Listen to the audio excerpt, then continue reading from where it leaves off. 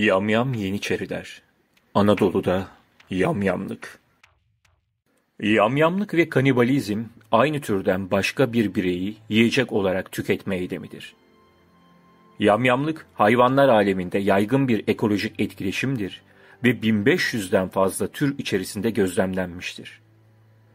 İnsan yamyamlığı ise hem eski zamanlarda hem de günümüzde en büyük yasaklar ve tabulardan sayılıp son derece iyi belgelenmiş bir davranıştır. İnsan yamyamlığı, insanın kendi türünden varlıkların etini ve iç organlarını yeme eylemi ya da alışkanlığıdır. Yamyamlık eylemini gerçekleştiren kişi yamyam olarak adlandırılır. Yamyamlık ifadesi, türlerden birinin aynı türün bir diğer üyesinin tüm parçalarını ya da bir kısmını seksüel yamyamlığa ek olarak yemek amacıyla tüketmesi olarak zoolojiyi de kapsar. Yamyamlık kelimesinin türediği Küçük Antiller'deki Karayip halkının 17. yüzyıla ait efsanelerinin kayıtları bu halkın yamyamlar olarak uzun süreli bir ün kazanmasını sağlamıştır. Gerçek yamyamlığın bu kültürde yaygınlığı ve bu efsanelerin gerçekliği üzerinde tartışmalar mevcuttur. Yamyamlık geçmişte dünyanın birçok kısmındaki insanlar arasında yaygın bir durum olup 19. yüzyıldaki bazı izole Güney Pasifik kültürlerinde ve bugünkü tropik Afrika'nın bazı kısımlarında devam etmektedir. 2012 yılının itibariyle Papua Yeni Gine'deki kültük sebeplerle ve çeşitli Malenezya kabilelerinde, ritüellerinde ve savaşlarda hala uygulanmaktadır. Yamyamlık modern zamanlarda dahil kıtlık çeken insanlar arasında son çare olarak sık sık uygulanmıştır. Donner Party'nin kötü bir şekilde sonuçlanan Westward keşfi ve daha yakın zamana ait olan 1972 yılındaki Uruguay rugby takımının Şili'deki bir turnuvaya taşınan uçağın Ant dağlarına çarpıp düşmesi sonucu kurtulanların ölenlerin cesetlerinin yemesi yamyamlığa birkaç örnekten biridir. Ayrıca Jeffrey Dahmer ve Albert Fish gibi diğer insanların etini yemeye takıntılı akıl hastaları insanlar tarafından da yamyamlık uygulanmıştır. Yamyamlığın resmi olarak bir akıl hastalığı olduğunun kabul edilmesi konusunda bir karşı çıkma vardır. Pek çok uygarlıkta gözlemlenen bu durumun ne yazık ki Osmanlı zamanında da örnekleri mevcuttur. 7 Ağustos 1648'de Yeniçeriler, Sultan 1. İbrahim'in yönetimini beğenmeyen Kösem Sultan ve muhalif saraylılar tarafından ayaklandırıldı. Ulemaya da davet edip Sultanahmet Camii'nde toplandılar. Sadrazam Ahmet Paşa ufuktaki kanlı ayaklanmayı görüp saklandı.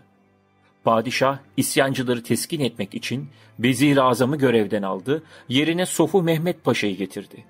Ancak isyancılar dağılmadı. Kösem'in teşvik ve rüşvetleri çoğalınca Sultan İbrahim'in tahttan çekilmesi istendi. Tabii ki padişah bu talebi kabul etmedi. Sarayın kapılarını kapattı, emniyet tedbirlerini arttırdı. Sultan 1. İbrahim adına hutbe okunmayacağından cuma namazı kılınamadı. Kalabalık dağılmamakta ısrar etti.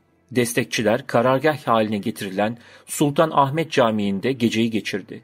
Askerler de ellerinde silah sabaha kadar nöbet tuttu. Ertesi gün 8 Ağustos 1648'de Sakıt Sadrazam Mehmet Paşa saklandığı yerde konağının samanlığında yakalandı. Hacı Behram adında bir ihbarcının verdiği bilgi doğru çıktı. Şeyhülislam Hoca Abdurrahim Efendi boğularak öldürülmesine fetva verdi. Karşısında cellat Kara Ali'yi görünce şaşırdı. Ağzından galis küfürler çıktı. Pehlivan yapılı cellat başına gülle gibi bir yumruk vurdu. Sonra da yağlı urganı boynuna geçirip sıktı. Yanında heybe dolusu altın ve mücevherat almıştı. Bazı tanıdıklarına sığınmayı düşündüyse de bu kabul görmedi. Bütün servetine ve elbiselerine el konuldu. Anadan üreyen vaziyette at meydanındaki çınarların altına bırakıldı. Açıkgöz bir Yeniçeri ya da Yeniçeriler fırsatı ganimete çevirdi. Gayet şişman olan paşanın cesedini küçük parçalara ayırdılar. Yaşlı insan etinin, yağının mafsal ağrılarına iyi geldiğini ileri sürüp hasta isyancılara ve halka 5 ile 10 akçe karşılığında sattılar. Bir günde ömürleri boyunca kazanamayacakları servetin sahibi oldular. Tarihçiler bu tarihten itibaren sağlığında Tezkereci Ahmet Paşa ismini kullanmış iken, bu tarihten sonra Farsça 1000 parça anlamına gelen Hazerpare lakabıyla anılmıştır. Bu konu Ülfet-i Mahlası ile şiirler yazan Mehmet Halife'nin tespit edilen tek eseri olan Tarihi Gılmani adıyla tanınan günlük hatıralarında şöyle anlatılmıştır. Bu kez bir alay cebeci eşkıyası ve Ermeni keferisi, kemali adavetinden ayaklarına ip bağlayıp, at meydanına varınca avret yerlerini urgan kaldırıp, üzerine küt küt ederek at meydanına getirip bıraktılar. Ve bu denli hakaret ile kanaat etmeyip, bir alay eşkıyayı Allah'tan korkmayıp gelip eden seyirciyi de kandırıp, bunun gibi maktulün yağı ve eti fulan derde devadır diye işidenler dahi itikat edip, ağaların etlerinin ve yağlarının çoğunu kesip götürmüşlerdir. Hatta hacedimiz nakletti ki, kendi gözüm ile bir hatun elinde bir vafir yağ götürür gördüm ve sual et, bu nedir? Hatun itti, at meydanında olan ağaların yağından aldım ki, fulan derde devadır diye. Efendi dahilave okuyarak hayran kaldı. Bu nedir diye. Ve dahi nak olunur ki nice Yeniçeri eşkıyası hiyanetten etlerinden kesip ve meyhanede pişirip yemiş ve kudurmuş, ne tatvil kelam edelim ki bu defa olan Harami Sultaniye'ye hıyanette tahkiri mümkün değildir. Burada da belirtildiği ve eski bazı dergilerde de anlatıldığı üzere Yeniçeriler bazı benzer durumlarda ve isyanlarda idam edilen devlet adamlarının etlerini parçalamış ve bazen de mangal bile yapıp meyhanede yemişlerdir. Başka bir örnekte ise şöyle der. Bir kitapta geçen olayda savaş zamanı anlatılan olaydan sağ kurtulan yaşlı bir kadın Yeniçeri ağasına köle olarak satılır.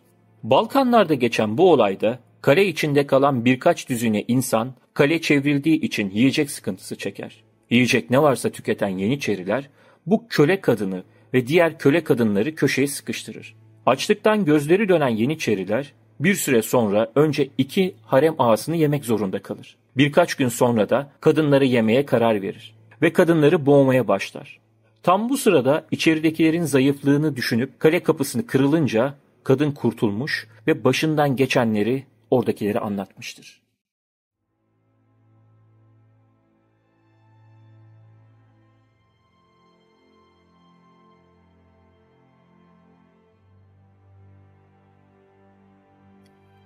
Elimizdeki kaynaklar 16. yüzyılda Osmanlı topraklarında Anadolu'nun göbeğinde Sivas ve civarında yaşanan vahim bir yamyamlık olayını işaret etmektedir. Celali isyanları ile boğuşan Osmanlı'da 1603 yılında Anadolu halkı açlıktan ve sefaletten kırılacak noktaya varmıştır. 3'te 2'si yaşadıkları yerlerden ayrılarak kaçmak zorunda kalmışlar. Anlatılanlar da bu kaçıp gidenlerin yerinde geride kalanlar ile ilgilidir. Zeki Coşkun'un Öteki Sivas adlı eserine de giren bu konudaki gerçek alıntı, Şemseddin Sivasi'nin Necmül Hüdafi Münabik İşşeş Şems-i Eb'in İs-Sena adlı eserinde, yani o dönemde kaleme alınmış bir kaynakta geçtiği için iddianın ciddiyeti daha da artmaktadır. Sivasi eserinde aynen şöyle aktarır. Arazi baştan başa sahipsiz, boş ve muallak kalındığından açlık baş gösterdi. Fukara halk ot yapraklarını, ağaç köklerini ve kabuklarını, daha sonra çöplük ve yollarda buldukları cifeleri yediler ve kurtlar gibi köpek ve kedileri avladılar. Bu feci durum devam etti. 1012 tarihinde Tatüt gala son haddine varmıştı. Kedi ve köpek de kalmayınca hayvan kanlarını ve leşlerini ve daha sonra da çocuklarını boğazlayıp yemeye başladılar. Hatta bir gün bir tencerede pişirilmiş çocuk eti bulundu. Boğazlayanı ateşe atmaya hükmettiler.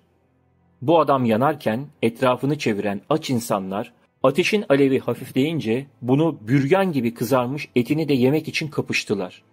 Bu hadiseden sonra artık bu faci hal men edilemez oldu. Fakirlik, açlık, insanları böyle ne kadar fena akibetlere sevk ediyor. Bu çok azil bir müsbet idi. Yazıda geçen 1012 yılı miladi takvimde 1603'e denk geliyor. Yazıda ay ve gün belirtilmediği için dönemin padişahı olarak 3. Mehmet'i varsayıyoruz.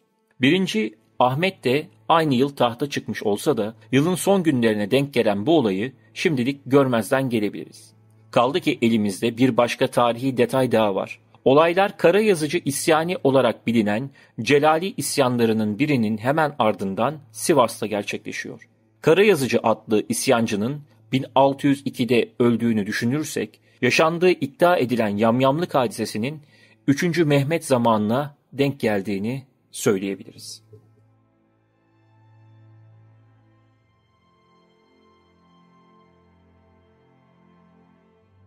Türk halk anlatılarında insan yeme ve buna bağlı motiflerle karşılaşmak mümkündür. Özellikle destanlar bu motifi sıklıkla karşılaşıldığı metinlerdir. Onlarda insan yeme, bazen kanını içme, olağanüstü varlıklar için alışılagelen bir davranıştır.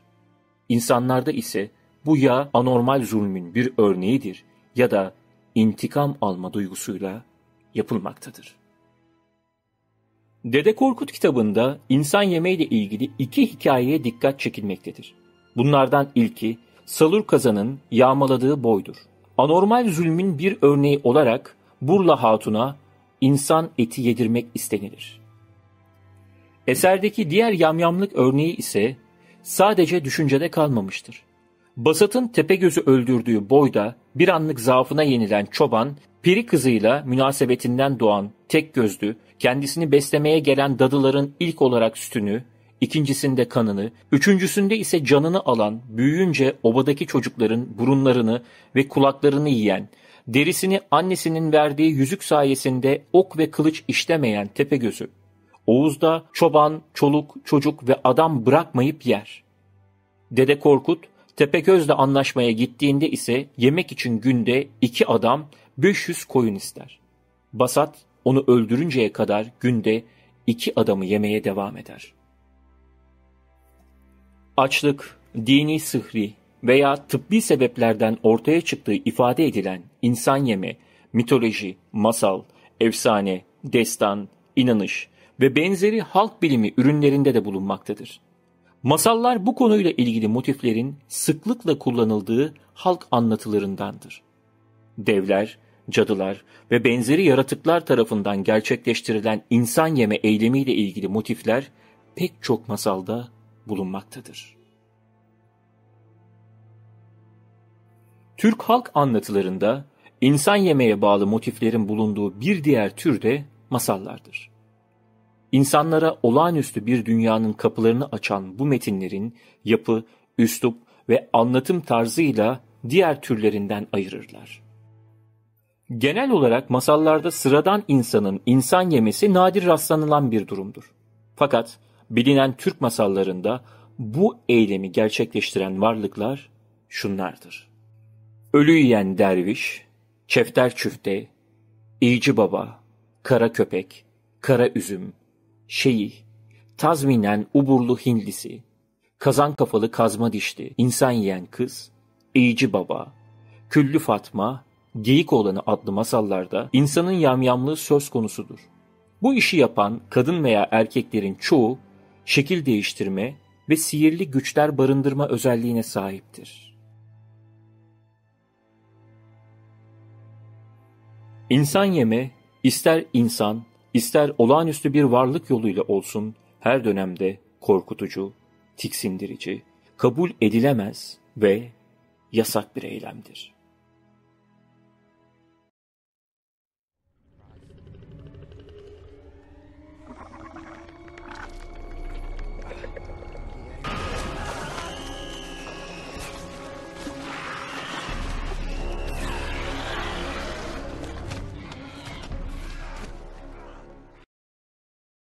Videolarımızın devamı ve kanalımızın gelişmesi için abone olmayı unutmayın.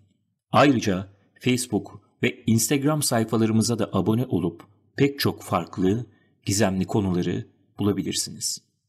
Kanalımızı desteklemek ve araştırmalarımız için katıl butonu ile size uygun üyelik paketini seçip özel avantajlardan da yararlanabilirsiniz.